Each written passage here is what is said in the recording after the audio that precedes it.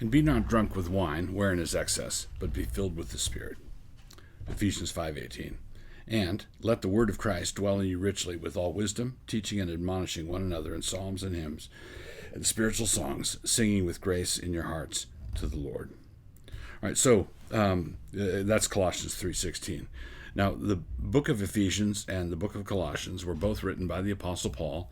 They were both written at the same time, and they were both addressed to churches in the same region, Asia Minor, now modern Turkey, and they have many. They're in many respects parallel books, and they hit on parallel themes, and some there are some very striking parallel passages, and these two passages are in that category. So we have Ephesians and Colossians, and we have psalms, hymns, and spiritual songs in Colossians. I don't have it on your screen, but the being filled with the Spirit in Ephesians results in the singing of psalms, hymns, and spiritual songs. Also, it's quite obviously a parallel passages.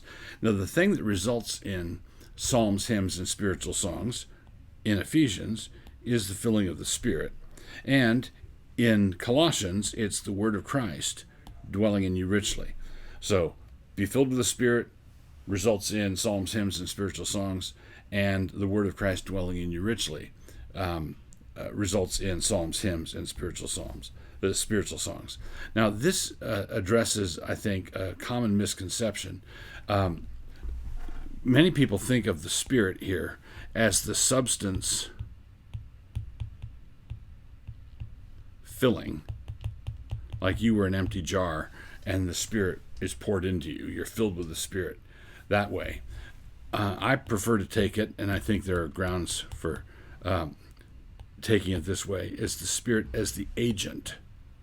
The Spirit is the one doing the pouring, not the substance poured.